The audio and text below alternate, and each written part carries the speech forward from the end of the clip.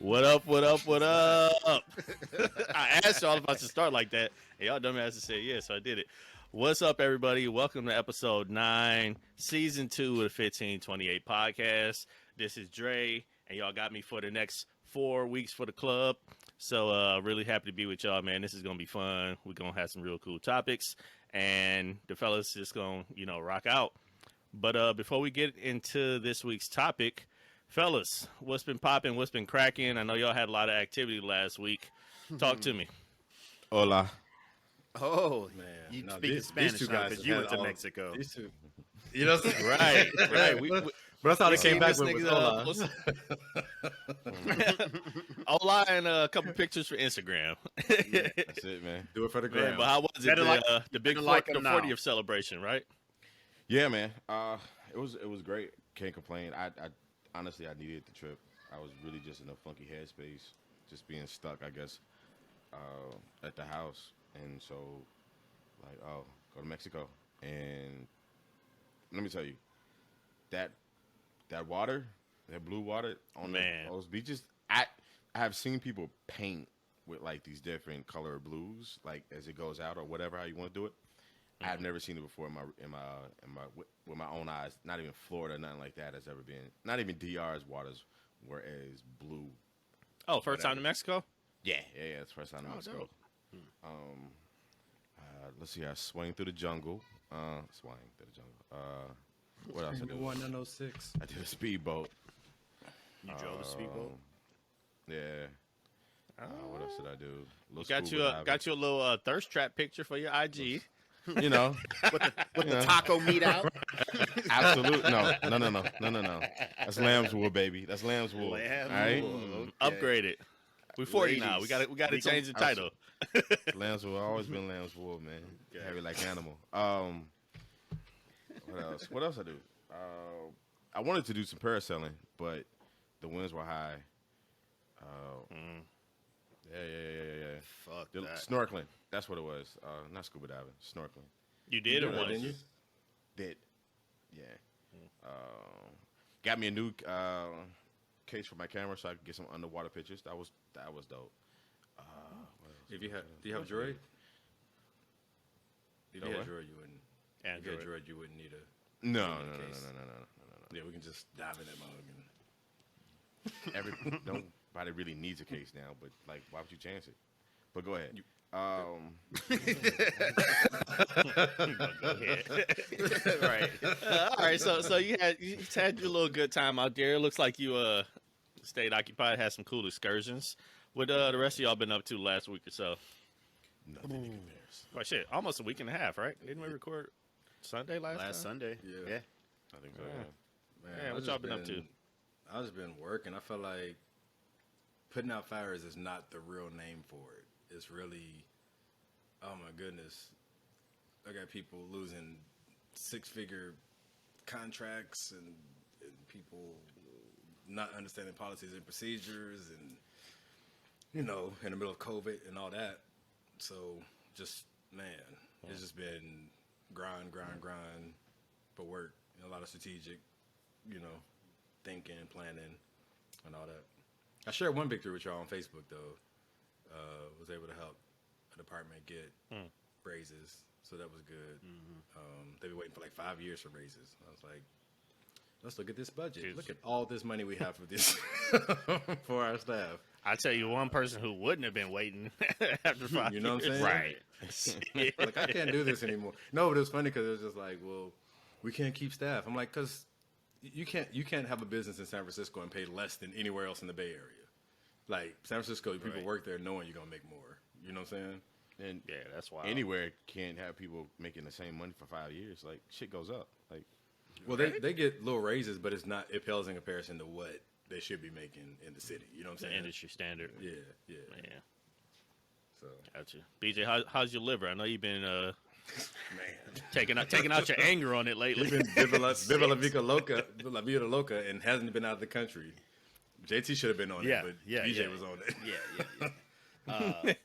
I drank tequila for JT while he was in No. in Mexico. I drank it for myself. Are you drinking for yourself? I got me. Right. Put your evils on me. I have mine. I drank it.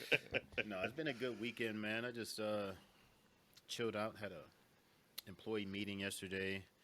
Also had a meeting with the owners. We talked about some stuff for possibly the future and whatnot. But it's been a good weekend. You know, nothing too crazy. I don't think. You don't remember at least. You don't remember. Oh man, that's what's up.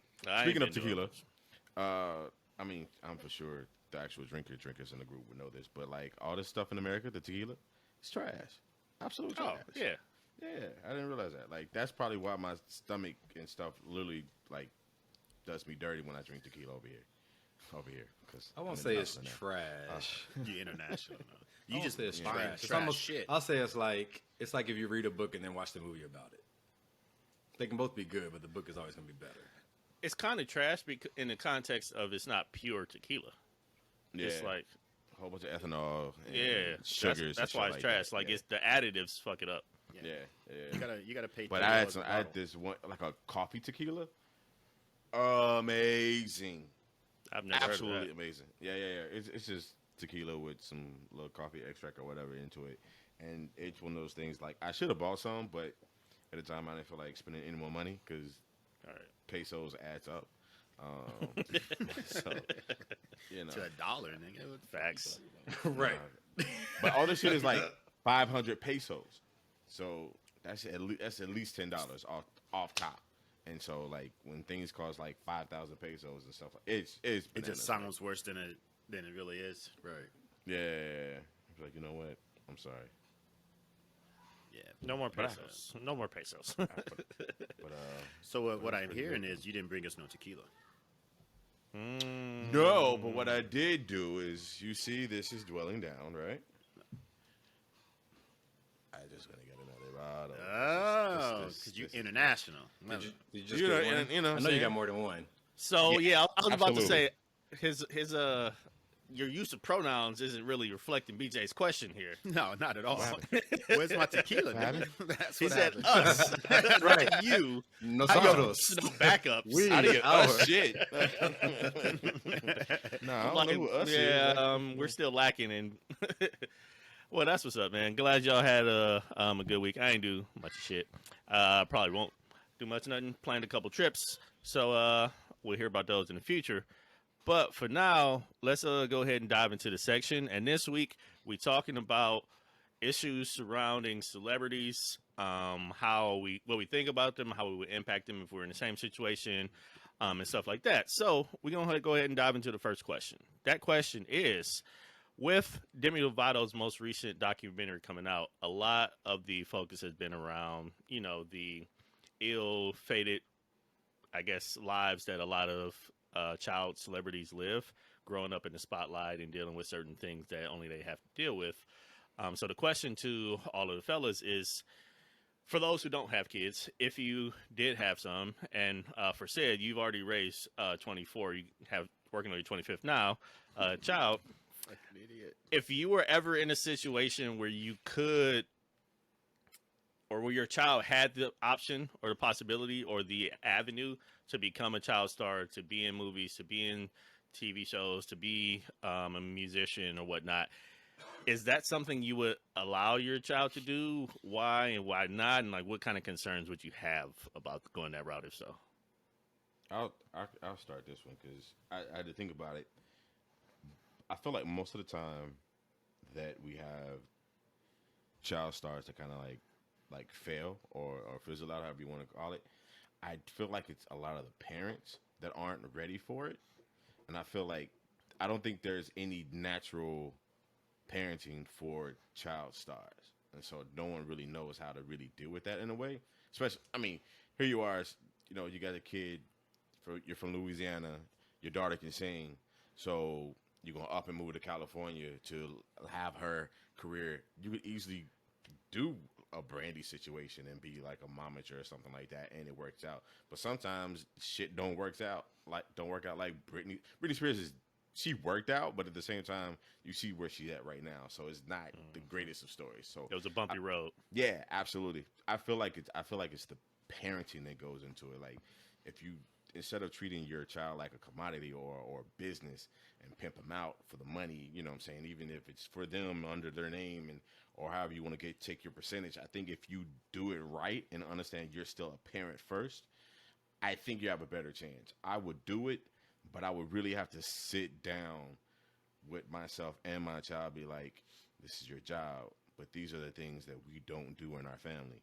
This is the ways you need to act. I would still need to raise you as my child versus just being, you're just a superstar. I'm not treating you like a superstar at home. You know what I'm saying? Like, there's certain things you can't do. Like, all your kids doing MTV Miami spring break and shit. Like, that's not necessarily a thing. We can go for a couple of days, we'll be coming back home, depending on the age, shit like that. I think it's a case-by-case situation, but I think the parenting is probably the most important part when it comes to keeping a kid from falling. Yeah. I mean, I think you just can't let the industry raise your kids. I would only do it on one, really one or two cases, like either I'm at a place where I'm financially stable enough to where, for one, I'm not dependent on their success to finance my life. You know what I'm saying? And then, so therefore, it'll make a way for me to be able to be with them, like JT said, and parent them wherever they go. Like, there's no city that you're going to that dad's not going to be there. I'm not saying I'm going to follow you to every party, or I'm going to be in every, you want to go out and do certain things with your friends. I'm going to be there. I'm not saying I'm going to be in the city where you are. You know what I'm saying? And then, or a surrogate. You know what I'm saying? My brother, my mom, somebody who would go and have the same values in raising him, raising them as I would have to be there as well. Like, they won't be able to just run off and be like, their manager got them or their wardrobe person got them. Like, no, I don't know this person. You know what I'm saying? Right. I would treat them like a superstar at home, because they are. I think it's one thing to humble your kids and make sure they understand, hey, you're not better than anybody else. But it's another thing, like, let them be great. You know what I'm saying? Like, you're doing great things out there. So I mean, I hear, like, you can't get away with stuff because you're a star. Like, we're not gonna treat you. Yeah. Okay. Yeah. I'm not saying deny them their status at home as far as like acknowledging what they're doing. Right. Just like, you ain't got to talk down to them. Like, you ain't right. shit, little nigga. I don't care what your fans say. You ain't shit in this house, nigga. Right. Fuck all your dancing and singing and shuffling and shit. Fuck about no Tonys. Give a fuck about no Oscars. Right. Yeah. So yeah, I would have to upstairs. I would have to parent, like JT said, I would have to parent them through the whole thing and be ready. I would have to be in a place emotionally, financially, everything, to where if I felt that my child was being negatively affected by it or being overwhelmed by it, by negative influence, then just to be able to pull out of it, no matter if it's his dream or their passion or whatever, like, you can't do it no more because I'm not going to lose you to it. Yeah, see, and like with me, I would feel like I would have to let them do it, but I would be so afraid and paranoid the entire time. I say that I would have to let them because that's the way my parents kind of raised us. My mom always had a dream that in college she wanted to go to California to college and run track, but her mom wouldn't let her leave the family in Cleveland. So she ended up giving up that dream, and that was something that always bothered her. And she always raised us like, whatever you want to do, I'm going to support you. I'm going to let you do it. I'm going to be there for you. So I feel like I would be that same way for my child. But the thing that kind of scares me is that I know that there are moments that I can't always be around. There are moments when that child, whether he's an actor or a musician or whatever it might be, is going to be in a room before itself with other people. And some of them could potentially be bad influences who are like, all right, y'all, we're about to go on the stage. Before we do, I'm going to run a line of Coke real quick. Y'all want one? And I'm not going to be able to be in that room to say, no, don't do that. And they might try it and they might like it and they might start doing it behind my back and finding ways to be in areas that I can't be around, or that it's just the performers right before they go on. And like, that would be something where it's like one of those things where it's like, I know that there's going to be some times where I can't control it and I can't supervise it enough for me to feel comfortable, because a lot of kids that went down that road, it was because of different situations like that, where the parents tried to be involved that they could,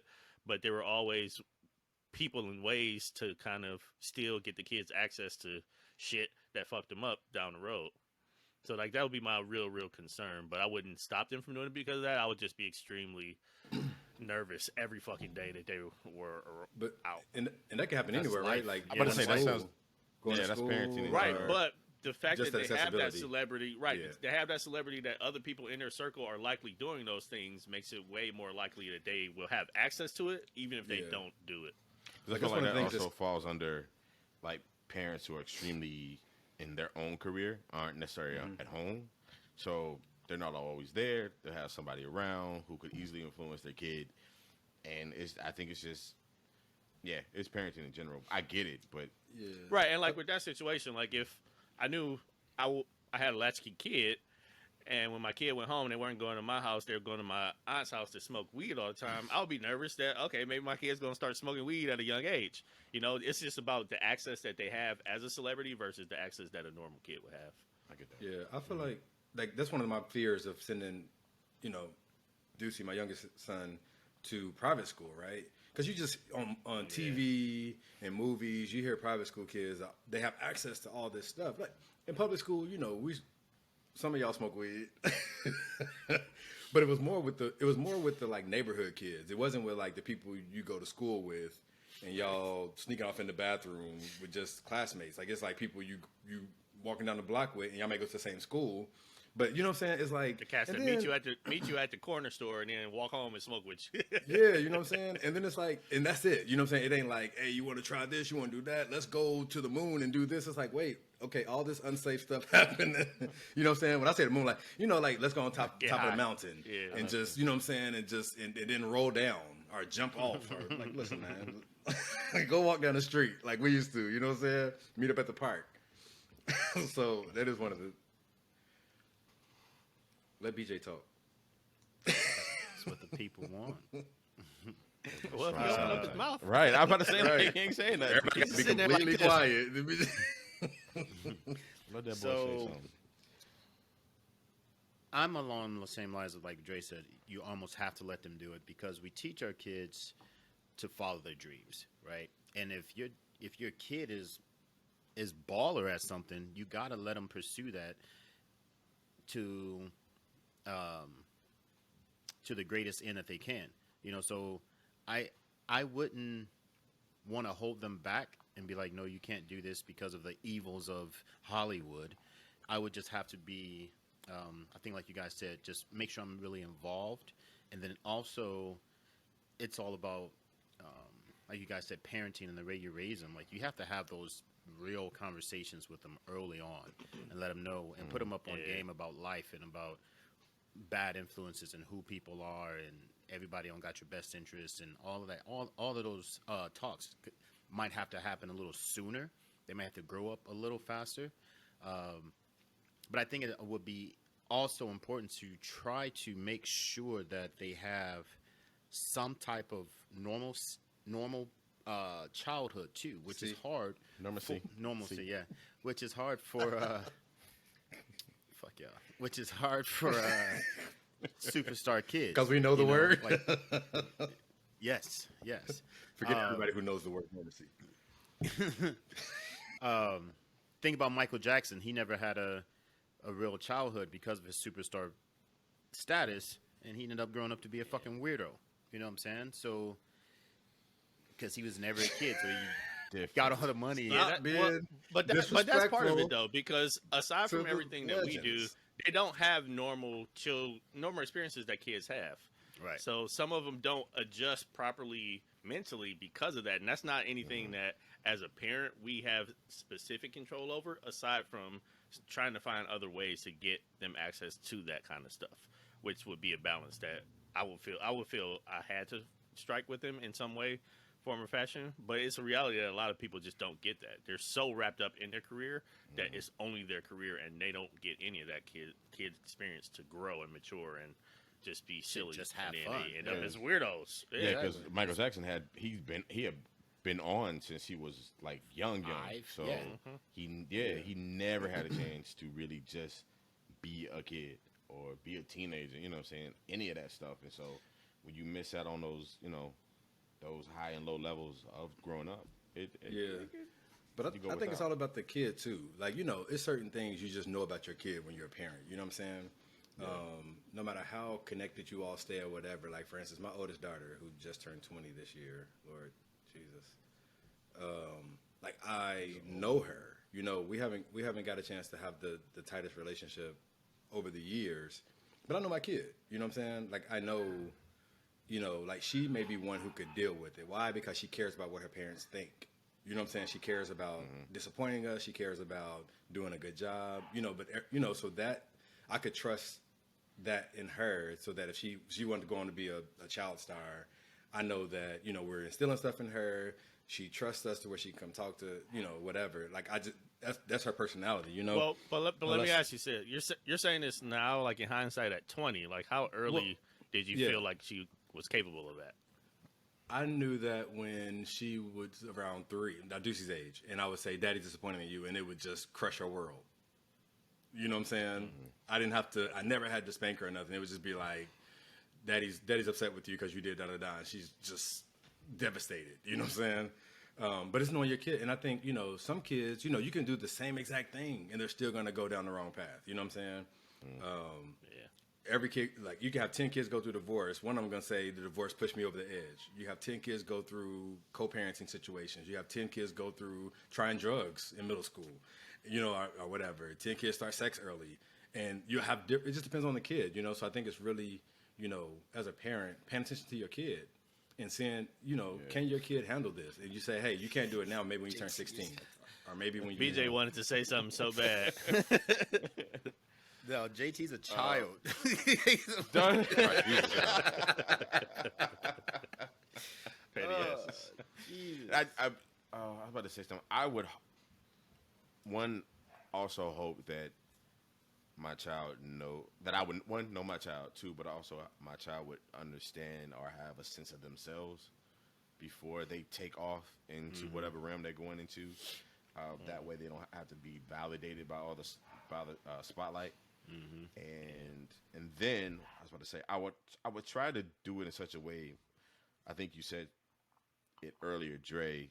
They have to grow up a little bit quicker and teach the game to them a lot sooner about life and be like, hey, this is how much you're gonna make if you do X, Y, Z.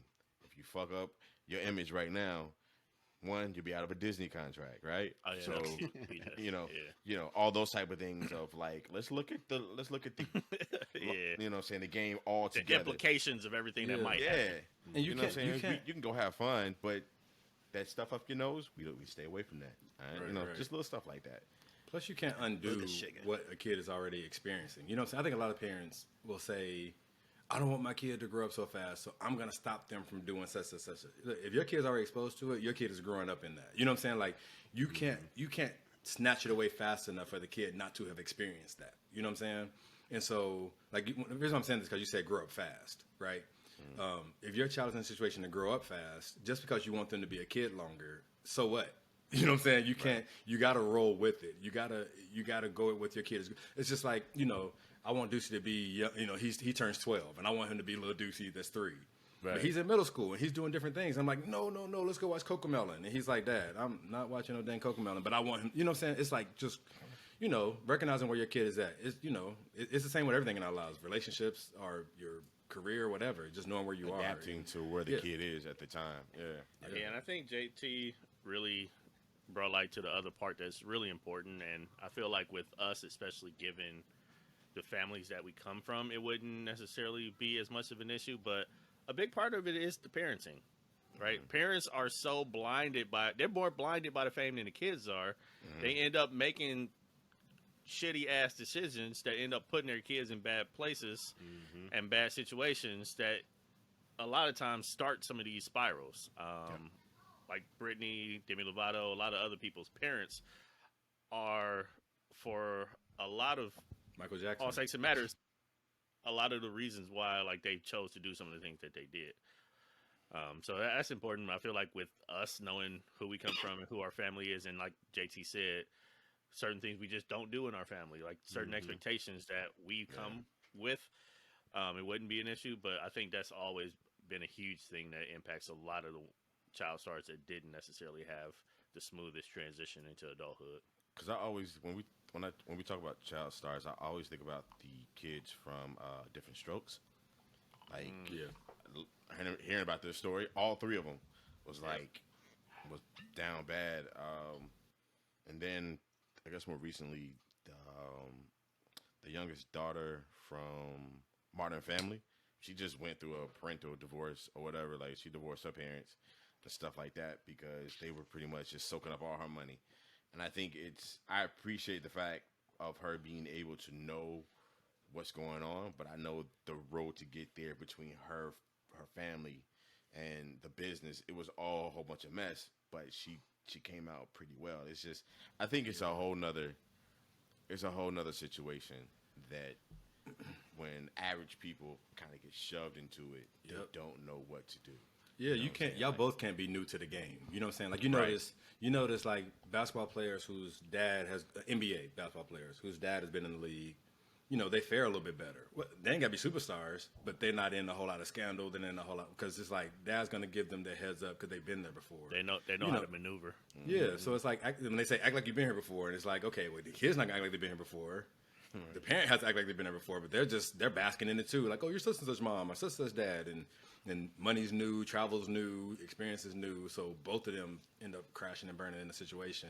Yeah, they get half that clout that their kid is getting. So I think that right there, it will literally be the downfall for the kid when the parent starts sniffing that shit that comes from the kid's limelight. That's when it's pretty much over because they have lost their senses. Yeah, no, so definitely feel that, and we're gonna go ahead and move on to the next question. But before we do, just wanted to point out something I realized real quick. So I just finished my first glass of this recording, and I forgot that on Sunday I just came off of a 7-day juice cleanse, and this is the first alcohol that I'm having in like 10 days. Who's the backup? So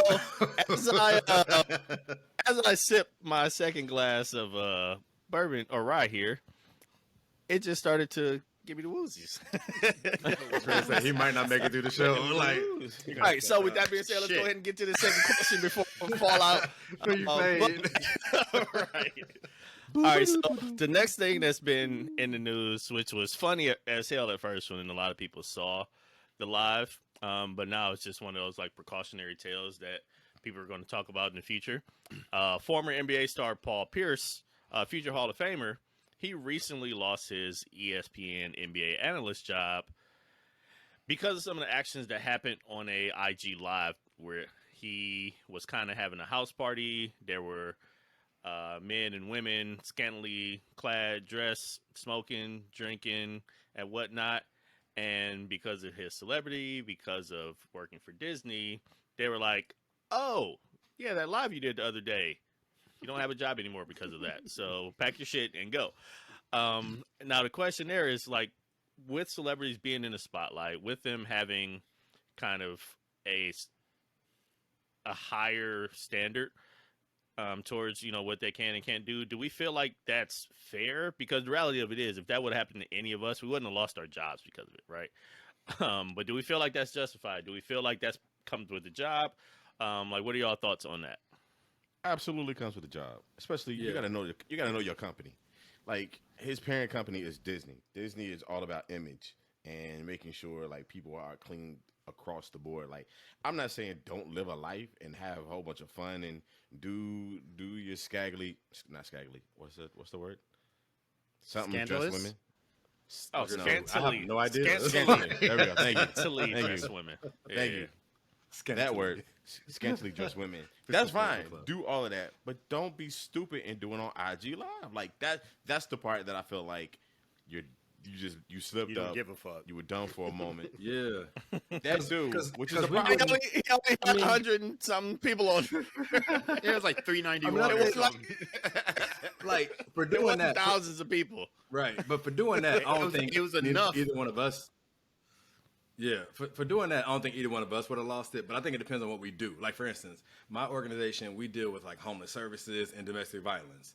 If I got caught up in domestic violence, I'm pretty sure I wouldn't be able to keep my job. You know what I'm saying? Or if I was out here on Instagram talking about like homeless people deserve what they got, da da da da da da, then I'm sure, you know, because I broker relationships with other agencies, and I'm like, I collaborate with other agencies that work in this, and so like, I'm pretty sure that if I went on the live and I was just like smashing on, homeless people, just berating them or whatever, So I think it depends on what you're doing. Let me ask you this, for the sake of the conversation. Okay. Let's imagine he wasn't an NBA analyst for ESPN. He was an NBA analyst for TNT, right? Not a parent company of Disney, but they still fired him. Still. Would the conversation still be the same in y'all minds, or is it just because it's Disney? For me, I yes. think it's Disney just probably because was a straight up firing. But if it's TNT, would probably be like, we're gonna sit your ass down for a little bit. Like I think you have to understand, like, as a professional and as a businessman, you need to understand your perception and your image out in the public. Like, I don't care who you are. Like, look, I work in lobbying. So I can't go out here acting stupid on IG and acting ignorant because my firm's gonna see it. Thus, that's gonna come back on me and some old BS. And I'm not no NBA player for some major network. I'm just talking about little old lobbying firm. Well, not a little lobbying firm, but nonetheless, it still has an impact. So I act accordingly, man. Like, do what you need to do, but everything's not made for a camera. We just talked about social media and cancel culture and all that other stuff. Like, it's a whole thing that you just need to, like, understand and, like, act accordingly, man. I feel like it's simple. Yeah. Now, B, when you answer Disney, and then after, if it wasn't Disney, TNT, let's say. Yeah. I just think, like, did he get what he deserved? Yes. Like, so on one hand, it's like, should people be able to live their life? Absolutely. But everything is not for everybody to see. That's just like the motherfuckers that every time they get a new pair of J's, they got to post it. Nobody cares. You know what I'm saying? Or every time you get a refund check, you got to post it. You're going to get robbed. Stop talking. You know what I'm saying? Be smart. So, and BJ's robbing you, by the man, way. yeah, I'm telling you. So I just think it's just one of those things that it's just every time I see stuff like that, I'm like, this person's insecure. Like, why do you have to be in the camera smoking? And there's nothing wrong with it. I'm not saying there's anything wrong with it, but it's just that look at me type of culture.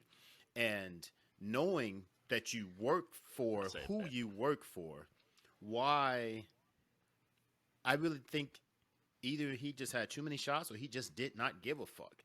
Like, you work for who you work for, right? Even as a service professional, if I go to a bar, I change my shirt out of my uniform that doesn't say Rococo on it. You know what I'm saying? Like, I put on a different shirt or put a jacket over a hoodie, because you're always, no matter what, you're always representing the people you work for, no matter what it is. Mm-hmm. So knowing that and knowing who you work for and knowing your 391 person popularity, right, on your live, that, man, it only takes one person to screenshot that and send it to your boss.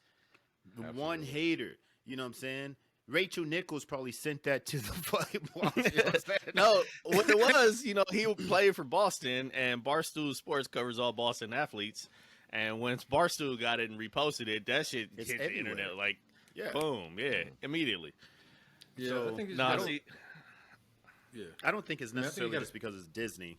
I just think that no matter what company, if you're doing, even TNT, I feel like they would be like, all right, we're going to have to just part ways. But here's the problem. The hypocrisy of that we might see in it, because we all know people be getting coked up like a motherfucker and doing all this other stuff, but they're just smart enough not to put themselves on camera. Even with I thought about this when we were talking about this with Ray Rice. The NFL knew he did what he did, but it wasn't until The video came out. The video came out, and then they had to backtrack and protect the shield. You know what I'm saying? Yeah, we already know the NFL is a bunch of pieces of shit. Yeah. But that is rough. Though. Now, granted, they should have looked deeper into it. But it's different from here. I'm not saying it's different. Like you shouldn't get consequences. But it's different from I heard Ray Rice hit his girl, as opposed to look at this video where he spit on her, knocked her out, kicked her, and it's like, oh my god, like you know what I'm saying? Like it changed the whole game. Like and that's what they said. Like when we saw the video, but like NFL's not a good example because, like I said, NFL just Trash. Yeah, fuck you.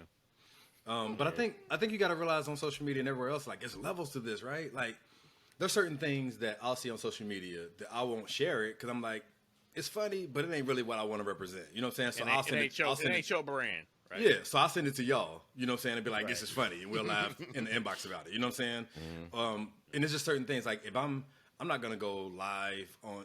I might do all y'all and be like, yo, you know what I'm saying? Because it's levels to this. Like. He's my boy. We kick it like this. Google Duo, just so Google there's Duo. no confusion there.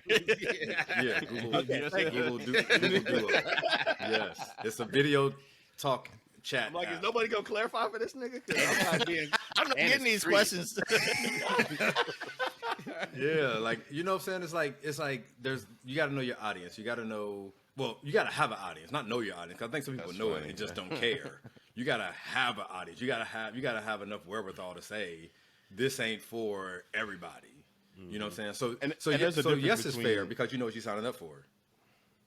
There's a difference between being in the parties, you know, or at a bar, smoking hookah, blowing smoke into the camera, right? There's a totally different thing in a situation like that. But you got strippers and all that, you know what I'm saying, type of stuff. They weren't going on. strippers. Allegedly. They weren't They strippers. were groupies. They were just They were grown just- women yes, they were in grown their women. underwear. That just walked inside from the outdoor pool. They ain't gotta be strippers. So- that's because they stripping. Here's- I will say this: Ah, is say weed that. legal where he resides? yes, it was legal where he was. So this is some Yeah. bullshit, then. Honestly, But See, over the federal airways, it's not mean- federally legal. Right. Like, Right. Now that's where I was at, BJ. Like, I'm torn. Like, I want to say, yes, what he did, he should have known It was- better. he One, should've known better. mainly because of Disney, and his celebrity. I personally would never do anything like that. Like Sid mentioned, he would do it on a duo. He would send it to a group chat. With me, I use the close friends feature on Instagram to share stuff that I'm like, it's a little too edgy for me to put on my regular IG page. I don't want that out there like Dre's brand, my image. But that's not to necessarily say the way I do it is the right way to do it either. But where I'm torn is, well, since it was Disney, like, no, they were going to fire him, period. I get that. But if it was anybody else, what he did wasn't illegal. Right. The women weren't prostitutes, so they weren't strippers. They weren't doing anything like extremely racy. They were just dressed in summer attire coming in from the pool. Right. Now we also all know in summer attire coming in from the pool. in summer attire. I love it. Yeah. So the thing is, like, hot out here. Take your clothes off. we all know athletes want to be rappers and rappers want to be athletes, right? Mm-hmm. It's certain images that they want to live with. And we also know, if you follow basketball enough, Paul Pierce is corny as shit. So the more street cred and the more celebrity and the more cool shit that he can get caught doing, the better he feels about it. You remember Draymond Green called him out when he was retiring? He said, "You ain't Kobe." He said, "You ain't Kobe. Nobody care." Right. So Nobody like come see that's you, Otis. that's a big part of it too, is because like when BJ was like, who you think he is, like, well, he's doing it because, you know, he's corny in nature and he wants that kind of attention. So that didn't surprise me at all. But it takes me back to my job. We all know I had an incident at my holiday party last year where we won't elaborate too much, but let's just say it was outrageous enough where it made a ESPN podcast talking about my company and some drunk dude that was at it, and they're talking about me. Can I But, interject? Can I no. interject, Dre, please? Please. I won't go into detail. I'll just say this. Usually, as an employee, you got to recognize who you work for. employees, you never recognize that Dre works for you. You just have to understand. This is what's going to happen. It's just, Basically, it's- yeah. That's don't part invite of, him. That's part of. That's We're part of having the a holiday offer letter. party and Dre can't come. Like, I actually scribbled that in on every offer letter that I signed. No, but yeah, if you want to hear about it, go to Katie Nolan's podcast. It's on there from last December. But that's all I'll say about that. But like for me, I feel weird, necessarily like judging people on doing crazy shit because that was a hell of a night that I had, and it was in front of the CEO, chairman of my board, our CFO, all the C-suite executives. I was right in front of the whole night. One of them actually helped me into my Uber. So, so it was a lot going on. And better go home before you get fired. right. No, not even that. Like it was crazy though. But Rose will tell you all about it. I'm sure she loves fucking embarrassing me with that story. But anyway, I know that with my job and with most jobs, especially ones that are in a public spotlight, we're at-will employees. We can get fired for no reason. They don't have to explain why they're firing us. They don't have to say what you did was against this. They don't have to say marijuana was illegal. They can just say, hey, Paul, I think we're going to go a different route next week. Right. So like today. that part of it. Effective immediately. Yeah. We're pivoting. You don't have to show up to work tomorrow.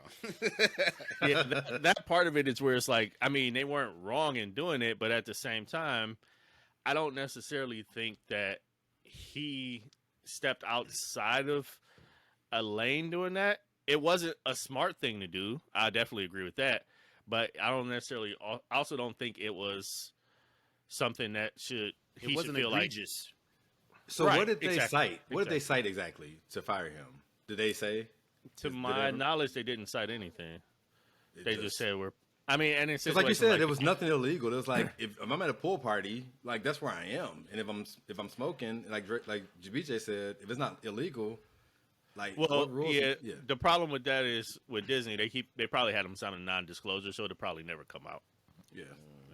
But I'm pretty sure it'll just be something like, don't you know how they fine players for actions detrimental to the team or some bullshit like that? It probably was just in the contract under representation or something like that, and they thought Absolutely. that was misrepresenting the company. So it was bullshit, but it was just dumb. He was dumb for doing it, not that he was wrong. Yeah. Right, and to that fact, BJ. Now that I think about it, my last company I worked with, we dealt with a lot of hospital systems, but pretty much all of the largest ones in the country. So there was a clause in there that basically said, if you do anything that we feels puts our company in a bad spotlight, we have the right to part ways with you because we don't want to associate ourselves with that. They could have used that for me at the holiday party. We actually, our company did use that in the past when we brought providers on board, and then we found out of legal issues that popped up that were sketchy to the point where we're like, we don't feel good associating our brand with what that doctor's accused of. So I'm sure Disney has multiple clauses that are along those lines. For You're sure. talking about a company that won't let some of their employees have mustaches. So you telling me that, acting like a pimp on IG ain't gonna get you in some hot water. Like, Come on, man. Come bro. on, man. Right, That's just playing like playing Dolomite on the Sunday. right? You know what I'm saying? Like, come on, man. Just have one of them. You can have one girl. One girl. Maybe he wanted out of the contract, though. Man. What about the Right. other side? Like, maybe he wanted out. Maybe he knew something was up. Like, maybe he was he? Put your Maybe 2 they weeks don't notice in. know. Then Nah. put your 2 weeks Right. notice in. You don't get He- fired on purpose. That's stupid. Yeah, That's an unemployment check if you get fired. He recently started doing it. It ain't like he been doing it 10, 15, 20 years. He is not like their big money maker, so it ain't like he's going to demand a huge contract if he goes to somewhere else. And I mean, Paul Pierce, he's kind of corny, so he don't like Go to have. BET Sports. He don't have a. I mean, he could go to like TNT and work he with threw away a Chuck and shot. them, but he He ain't threw big away a enough. shot. He ain't big enough to He ain't big enough to be on the stage with Chuck and Shaq and them. So like, And he might damn be on sure- NBA TV next summer. He BET damn Sports. sure I can't love it. start his own podcast like us. So fuck that. Hey. Maybe he Right. can go. He'd be on CB. up in smoke. All the smoke. No, where he will go is probably to a local Boston sports affiliate and be the Boston Celtics guy there, since he's Mr. Boston Celtic of our generation. Yeah, Man, for sure. They gave him a shot. He threw it away. All right, Not gonna wait. And My shot. Right. One Don't per throw away episode. y'all shots, people. Please don't throw away y'all shots like Paul Pierce Don't do just it. did. But really good first half. We're gonna go ahead and shoot to a commercial, and then we'll be right back, y'all. Catch you in a minute.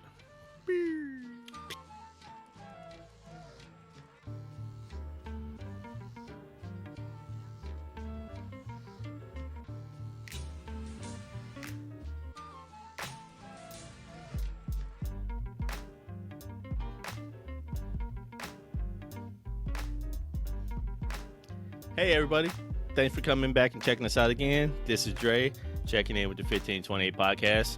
Just wanted to remind everybody, if you haven't checked us out on the Facebook community group, please go ahead and do that. After every episode, we go there, we pose questions about the stuff that we talked about in the episode. We want to hear your thoughts. We want to hear where you agree. We want to hear where you disagree. We want to hear if there's any other things about the topics that we discussed that you guys, have input on. So that is done, again, in the Facebook community group. Right now, there's a conversation going on about last episode, and there's going to be conversations about the next episode and the future ones after that. So we already have over 1,600 people in the group. So let's go ahead and add you to that list. If you haven't gone yet, the link is at the bottom of our website for the 1528 podcast Facebook community group. We look forward to seeing all of you guys there. Thanks so much for supporting the show, and we'll see you guys over on Facebook. Cheers.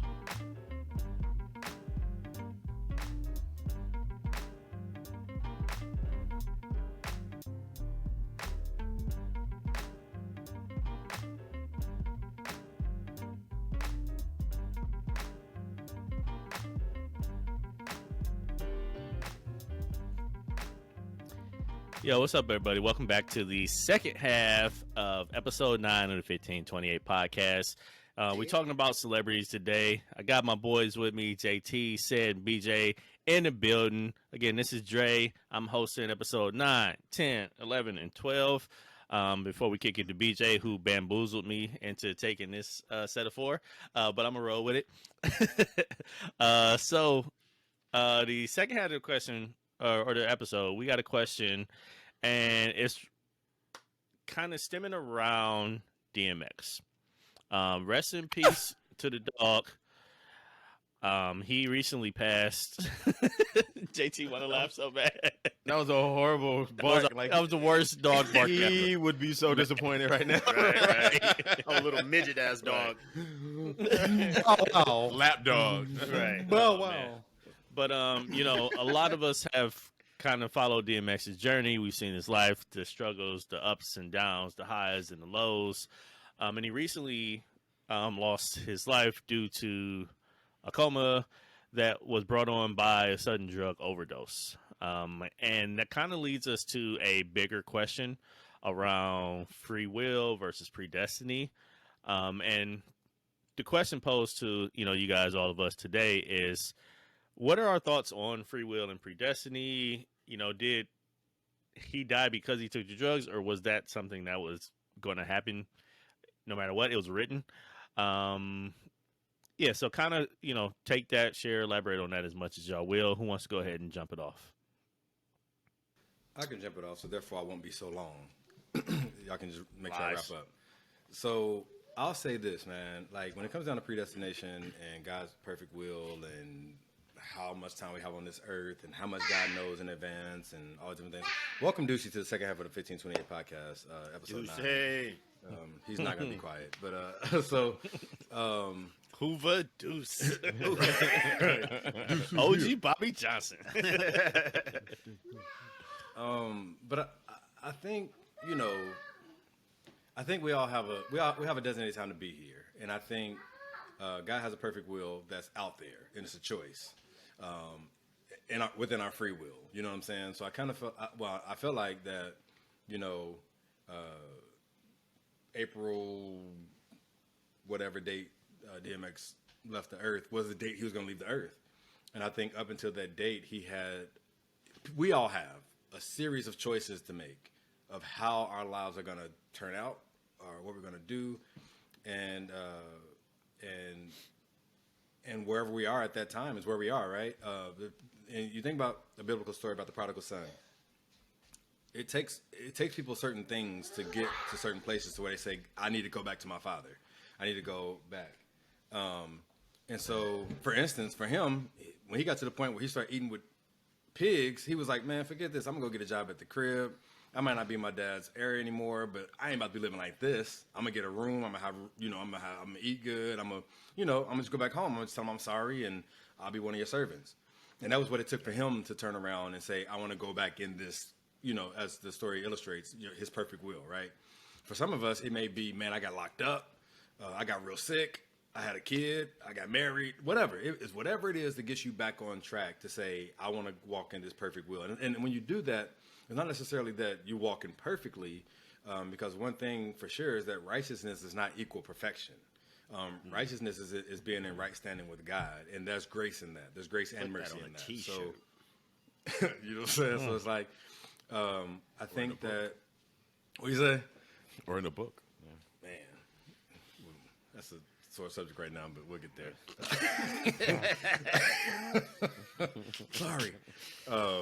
But no, so I think that we all have our lives to live, and God being the sovereign God that He is, He knows the choices we're going to make. He knows, He also knows us to say, hey, come on, let's get back to the place of safety, a place of meaning. You know what I'm saying?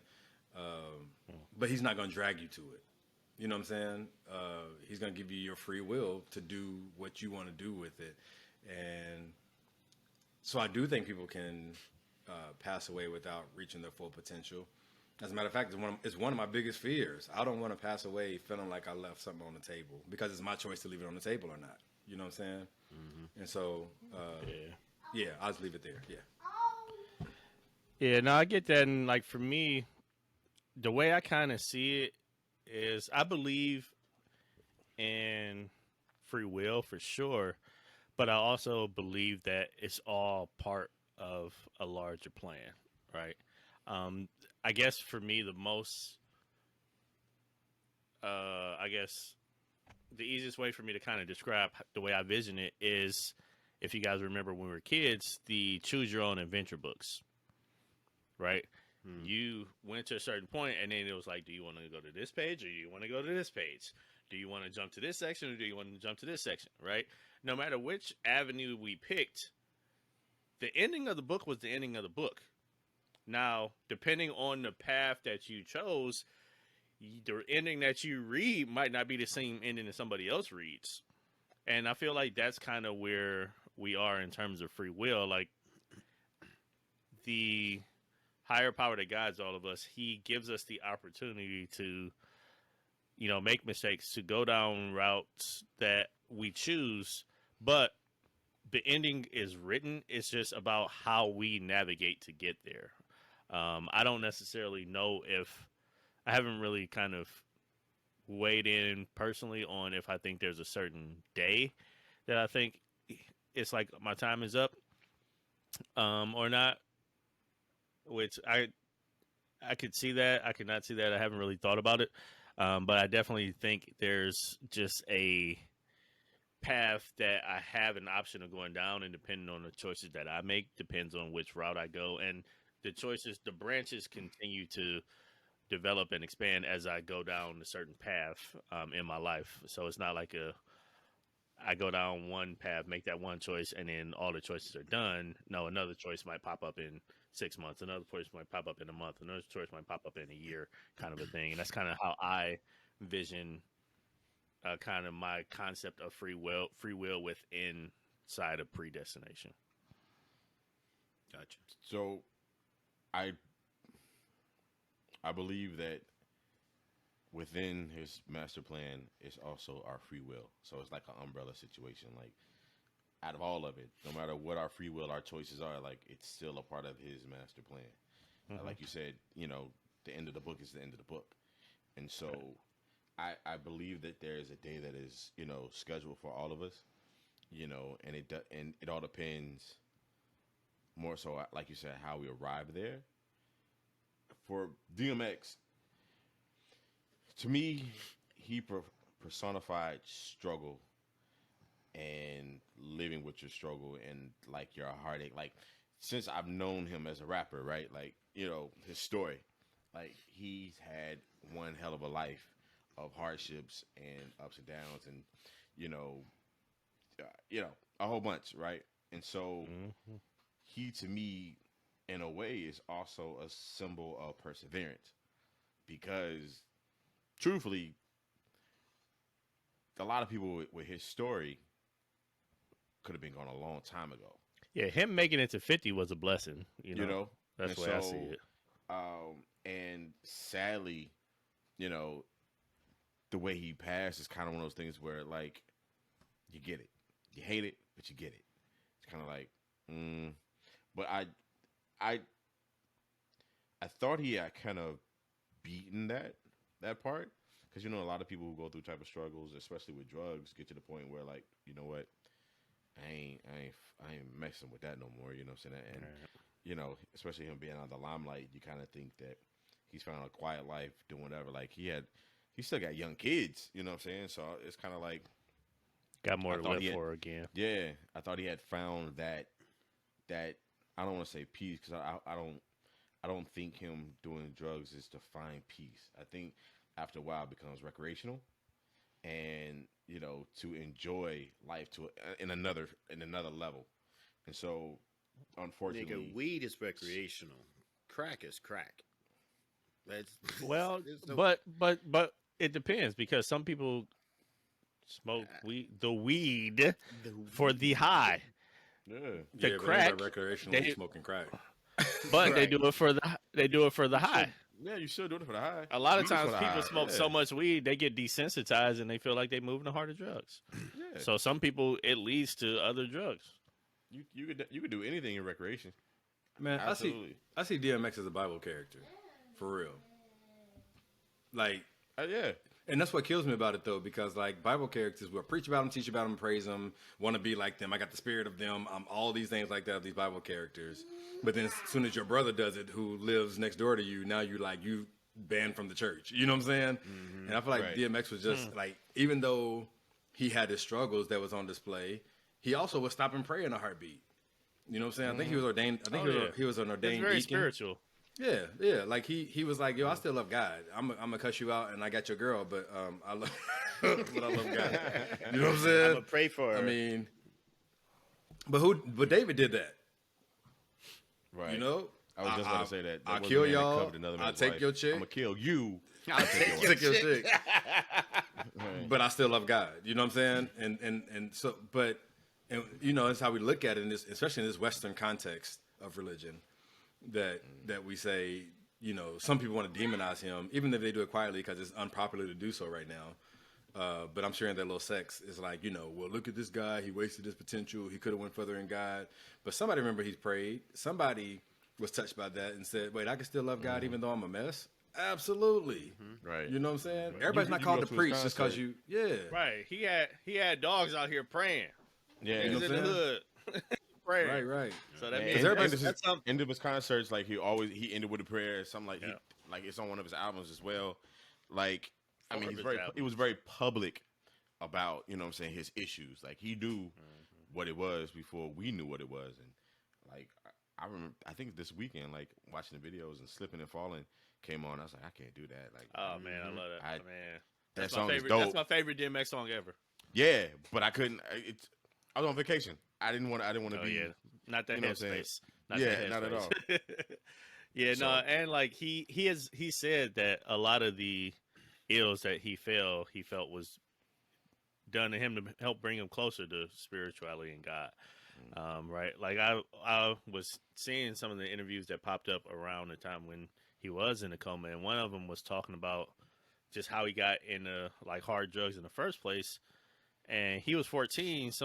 His supposed manager, when we go back to child celebrities, his manager at the time gave him some weed, told him to smoke it, and then after he smoked it, he told him it was wet. It wasn't just weed. They had the nigga 14 the first time he hit that shit. So like ever since then, like he was looking for that high that he couldn't get from weed anymore. He had to chase the high, and that led him down to harder drugs, especially as he got more and more used to smoking wet. It led to crack. It led to whatever else he did. And he was like, those times are a lot of the things that led him to his spirituality because he felt like that's the only place he could turn to get away from what he was doing and what he was doing. I was talking to my boy yesterday. Oh, go ahead, did you? That's like you got to think that a lot of times, unfortunately, as humans or as followers or whatever, unfortunately, sometimes we don't pray until we hit rock bottom instead of praying just to praise, just to say thank you. There's sometimes, you got to get smacked in the mouth by life, and then you seek his face, and then you turn and understand that I ain't shit without you. You know what I'm saying? But unfortunately, it takes us to bump our heads a little bit. So his spirituality came from the hardships of life. And what I do love about DMX, or what I did love about him, was that it showed us that the humanity. That you can be human, you can make mistakes, you can be gutter, you can whatever, but I still know who I give my praises to. Just because, other people might look at me and think he ain't shit or he's got work to do. He corny or whatever. Or we do got work to do, right? But you don't got a heaven or hell to put me in, so I'm gonna go talk to God. Right. You know what I'm saying? I don't have to worry about what you talking about. Yeah, and it's really how you do your faith. You know what I'm saying? And I feel like maybe DMX was at a level, and as a lot of people, like I'm gonna work out, like the Bible says, work out the faith, work out your faith, your soul salvation for yourself. You know what I'm saying? So it's a sense where it's like, I was talking to my boy the other day, and he was talking about how, every experience that we go through as believers is gonna hone your relationship with God and with other people. So every experience we go to is gonna build you for your relationship in Christ. But it also gives us an opportunity in practice to love on our brother and sister regardless of what they're going through and regardless of who they show up as, right? Because there's no caveat in there that says, when he says love your brother as yourself, there's no caveat. There's nothing that says, well, unless they're on drugs, well, unless they are believers too. It says love them like you love yourself. Well, believers is your brother. So it's just a thing where it's like that caveat. The caveat there is just like, are you a person? Are you breathing? Are you created by God? Love that person, and because it's loving arms that draws us in. It's not the critique. It's not the judgment. It's the loving arms that draws us in. And whosoever will, let them come. So, as far as to answer the question about predestination versus free will, I definitely think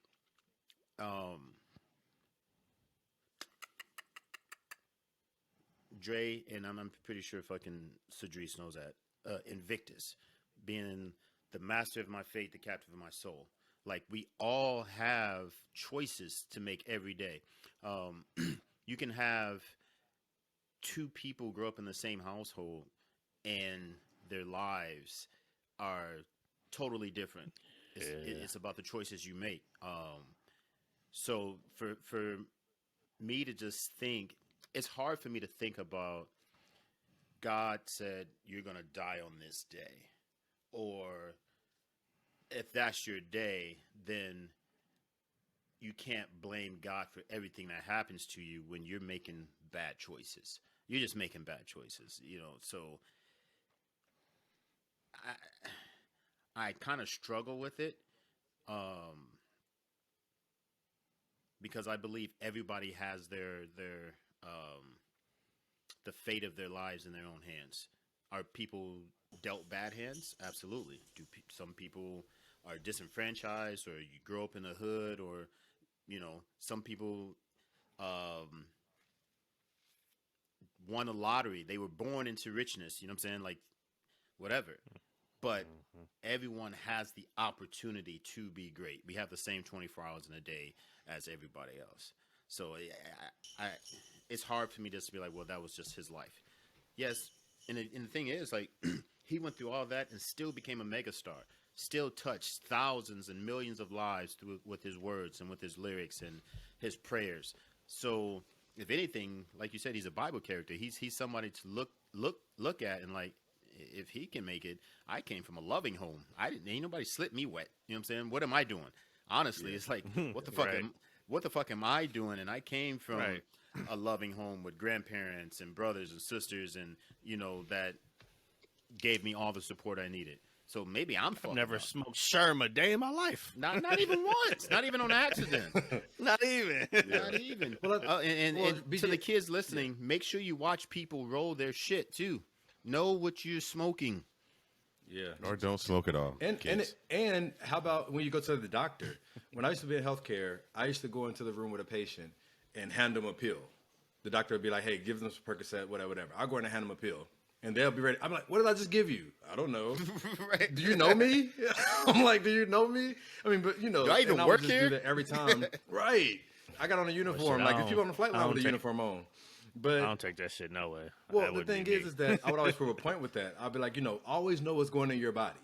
Whether it's a trusted source or not. Somebody can't just bring you a pill and you're going to take it because you're in the hospital, But so, and BJ, I heard what you're saying when you say, like, it's hard for you to think that, okay, when I was born, I know that in this date in 2021, I'm gonna pass away.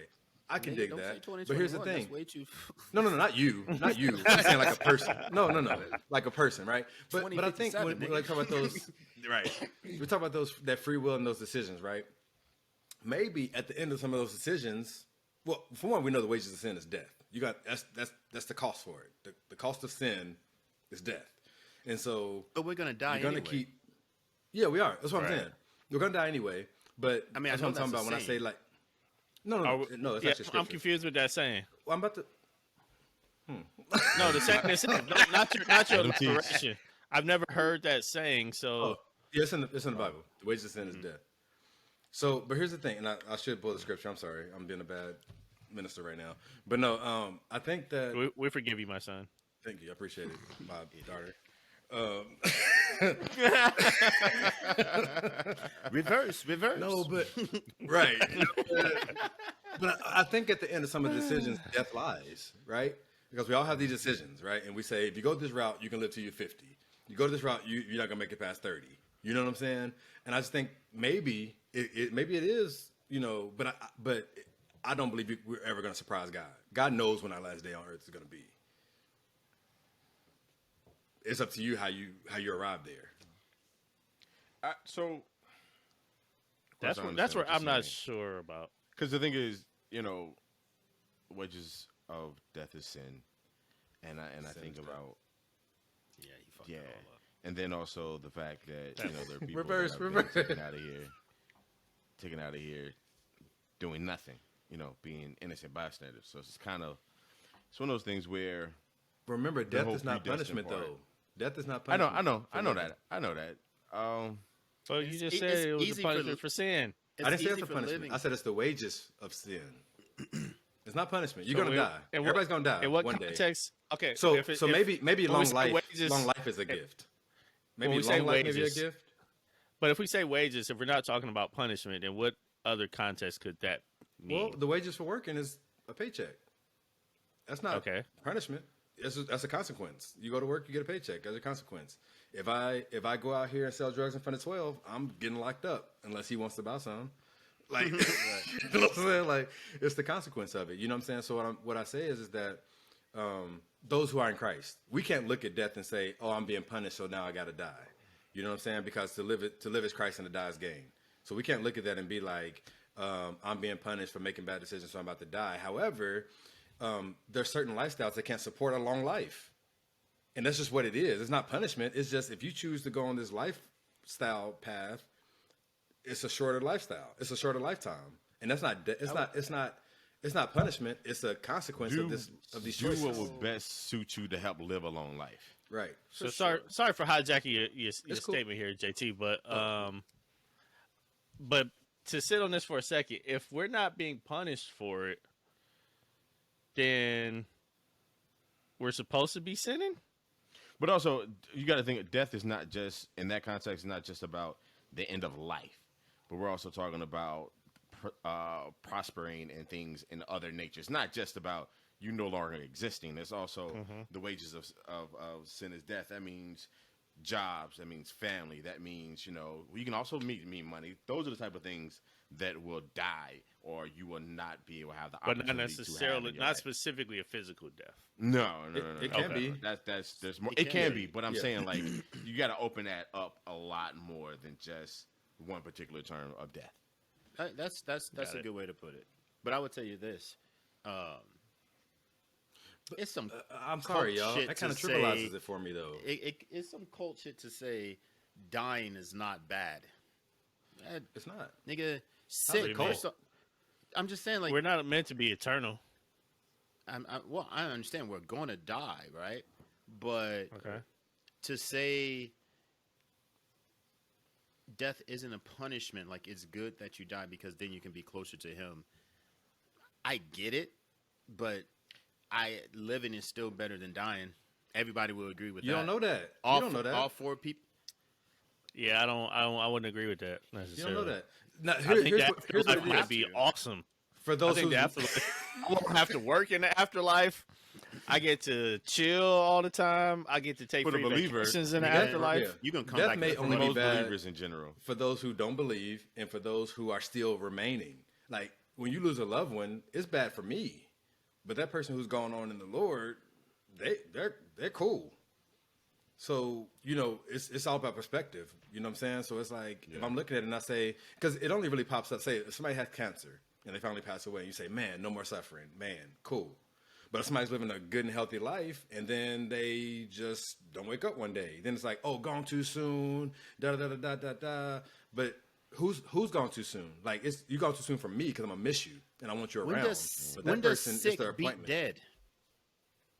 When does sick be dead? When does being sick beat dead? In what context here? I'm not following you on this. No, because he was talking about if somebody was have cancer and you say no more suffering. But when does sick beat dead? I'd rather be sick than dead. Yeah, it's because you ain't going through chemo. I don't know if I would agree with that. Like when The suffering part. no, but like the thing is, like when my dad passed, I actually felt good in the fact that I knew he didn't have to keep suffering through what he was going through, trying to continue to live.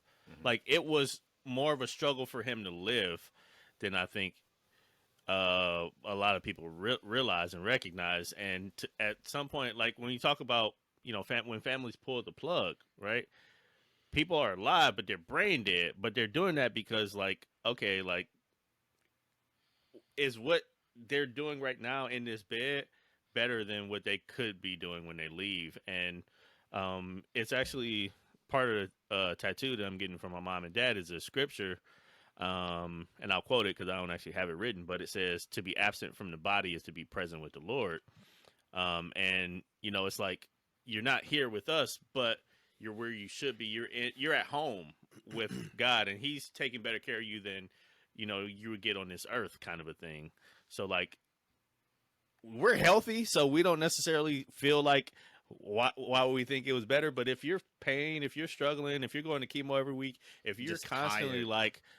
It's a lot. It's stressful. Not only that, but like all of the guilt that you feel because of the stress that you're putting your family through, that's a lot to deal with. That's what they say, Dre. Yeah, because some people it's just like, man, my family is suffering because of my sickness or because of my addiction or because of my whatever. It's not. I heard you. So BJ, it's not really about juxtaposition. It's not really like which one is better, which one's worse, which one's punishment, which one is not. It's more so about just like everybody who lives, unless they are raptured, is gonna die. You know what I'm saying? Everybody has their appointment with the Lord, but it's all about how you're going to get there. Everything has creation groans for the return of the Lord. So it's really just. It's well, really vampires don't die. As far from what I heard, from what I read, vampires don't die. This nigga's drunk. Thank God y'all ain't watched True Blood. He just shut down the whole segment. So anyway, this has been the 1528 podcast. My research. talked about. Right. Like extensive research has found that. But yeah, it's still one of the DMX is one of those artists that was a staple in my high school years and into college, and it to see his story play out like this, it's sad but sadly fitting in a way, and it's not in a judging kind of way. It's I hate to say it seems par for the course in the sense of like, unless I had heard like he completely stopped doing, or stopped with these struggles and was just living this complete life, completely happy life, he kind of seemed like he was, still in that. It's like in that. It's fitting in a sense, and like, if he's gonna die, that's the way he's gonna die dramatically. He's gonna die. Of course, and by no means am I like, would I ever want him to go like this or nothing like that. But it kind of sounds, for the story, from what we know, it kind of just makes sense. Hey, but I will say this, man. For a black male coming from where he came from and making it through all of the shit that he had to deal with at a young age, for him to live till 50 alone was a blessing, man. He was able to do a lot, touch a lot of people, had 17 damn kids that he left a legacy for and with. So like he did a lot in the fact that he made it to 50. He overcame the odds. I'll put it that way. For sure, if he would have been able to continue living in, he could have done more and had more of a positive impact. But just that alone, it's a huge thing, because people were dying left and right that, came from the same things that he came from. He, at many times, was on the brink of death, either from suicide or from the bad situations he put himself in. So he did, live a good life to even make it to 50. So I definitely don't want to make it seem like we're overlooking that fact at all. And then one thing can't overlook either is that he had a private life. We don't know what that looked like. You know what I'm saying? We talk about peace that we wanted him to have. We talk about him overcoming that we wanted him to do. But we didn't know him personally. Like, we didn't know if he actually was at home building himself to a place, if he was okay at home. If he was okay. Yeah. If he was Real, truly okay. real talk. I mean, there's a saying that says, be kind to people because you don't know what they're going through. Absolutely. So just because he's in the public eye and he's people's favorite rappers, he has these dope lyrics and he's got all this talent, he can do all that, leave the studio and go home and be fucking miserable, and or go home and just cry or weep. Not even crying. Weep is probably a better term when people just aren't happy. So you never know. I mean, because we have bad days, So why wouldn't somebody else have a bad day or be in a bad mood or have just issues that they need to have somebody? Luckily, we have the support system that we can call each other, or we can call our moms or brothers or uncles or whatever, and just like get shit off your chest sometimes. Everybody, unfortunately, doesn't have that. And when you don't have that, who knows what happens? Yeah, that's real. That's real. I can appreciate you three gentlemen because, I don't know. We don't rehearse what we're going to say when we come on here. And I just can appreciate the fact that it's not coming from a judgmental place. Dre won't let us rehearse. Or a sound check. Fuck y'all. We're four black men at different places in our lives and different expectations and different understanding, different spirituality places, maturity levels and stuff like that. But even in that, we can set all that aside to acknowledge that everybody has their own life to live. And my favorite thing to say too is like there's a million ways to Jesus and one way to God. You know what I'm saying? And so put that on the T-shirt. We dropping sound bites today. Yeah. So yeah, I mean he It's a recast for your ass right there. Minus all this cussing you just sent. It's on par. Maybe a 10-second recast. Man. Oh man. But before we wrap this up, did anybody else have anything else to add about this segment before we get final words on the episode? BJ, did you finish your whole spiel? Yeah. I was, just be kind to people. Understand people are going through shit. Just because they're a celebrity doesn't mean they're not a human. They make mistakes. They make the same mistakes we do.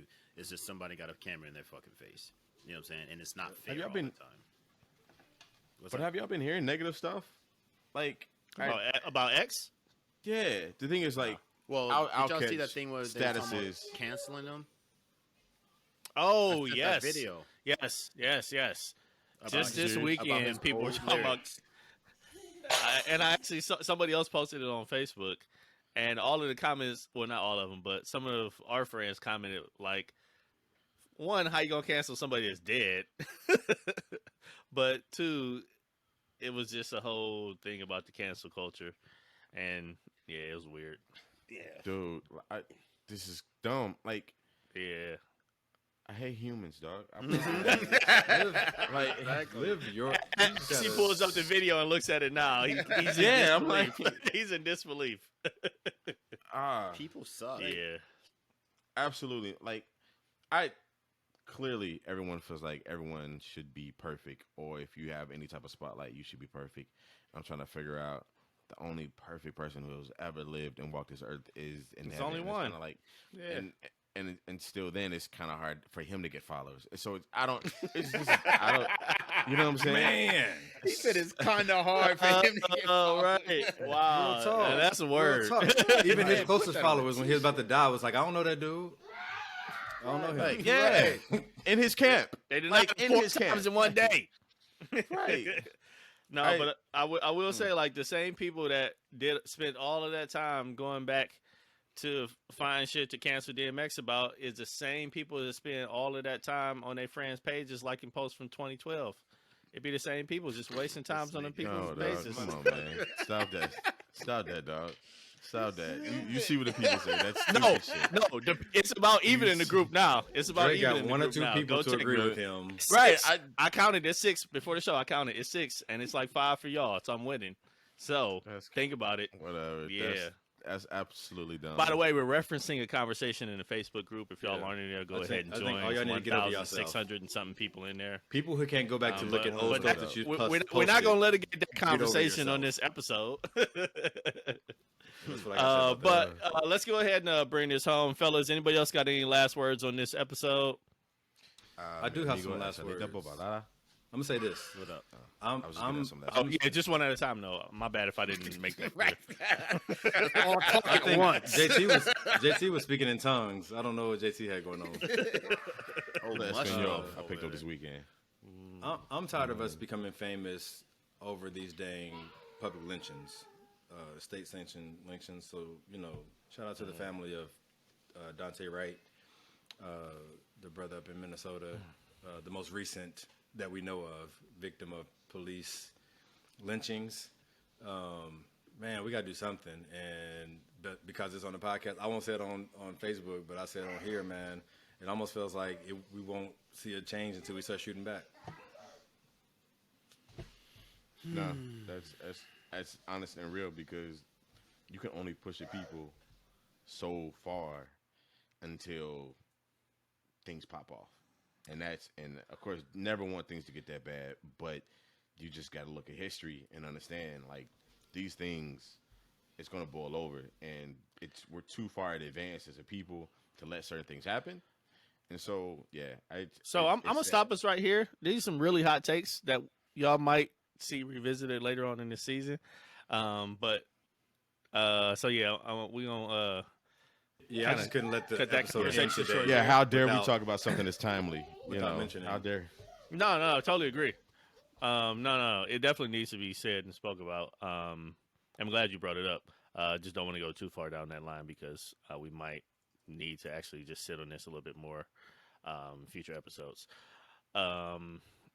Anybody else about this week? About anything? About parting words before you go? Oh, actually, before we wrap, I just want to say this week is not brought to me by Redemption Rye, but I drink it because I like it and it tastes good. First But they alcoholic beverage in no like alcohol 14 tastes days. They don't You pay a you for lie? it. You don't, and they don't pay me for it. You don't know how to drink bourbon. Anybody else? What you sipping on, B? A little El Humidor, little tequila. JT didn't take nobody on his trip with him. The so, trash yeah. tequila.